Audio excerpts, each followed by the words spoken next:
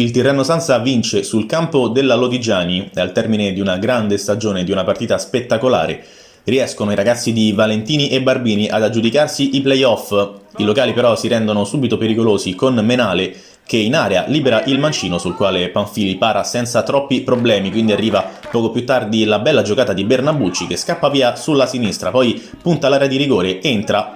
mette il pallone sul primo palo sul quale però non riesce ad intervenire Dianetti in 2 occasioni, quindi si salva il Tirreno Sansa che al 9° minuto va in vantaggio su questa punizione di Camplese. Il numero 8 calcia verso il primo palo, nessuno tocca il pallone, la sfera quindi entra in rete ed è festa per il Tirreno Sansa che va sull'1-0 quando siamo ancora in apertura di gara. Camplese va ad esultare con Barbini in panchina, quindi la Lodigiani cerca di rispondere subito. Termina larga però la conclusione di Dominici, quindi Fancu poco più tardi si libera in area, colpisce forte di testa, il pallone finisce fuori, rispondono i locali con l'occasione creata da Dianetti, il numero 3 arriva sul fondo, mette in mezzo il pallone, Casali lascia per Pepai che tira, trova la parata miracolosa di Panfili, poi Di Lorenzo libera la linea di porta, arriva al 36esimo un'altra punizione battuta da Camplese che questa volta in mezzo all'area trova Biccini, il numero 4 schiaccia di testa ed esulta insieme ai suoi,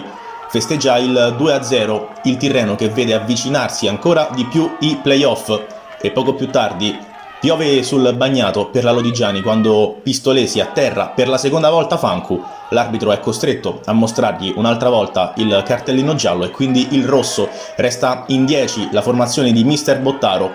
quando manca poco al duplice fischio.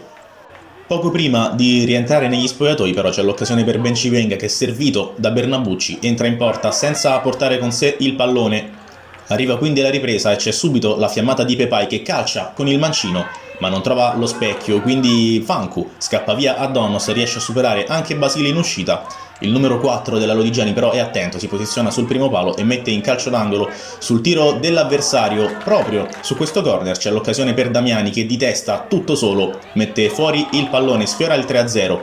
La Lodigiani però guadagna calcio di rigore, Panfili frana sul neoentrato Orioli, permettendo a Menale di andare al tiro dagli 11 metri e di accorciare facendo 1-2. Mancano 10 minuti al termine della sfida, ci crede la Lodigiani, ci crede Bernabucci che libera il mancino che però risulta centrale, quindi dopo un lungo recupero arriva il triplice fischio di Gabriele Orro. Il Tirreno Sansa approda alle finali playoff, non basta la vittoria del Giardinetti sul campo della Tivoli, a festeggiare è il popolo verde-blu.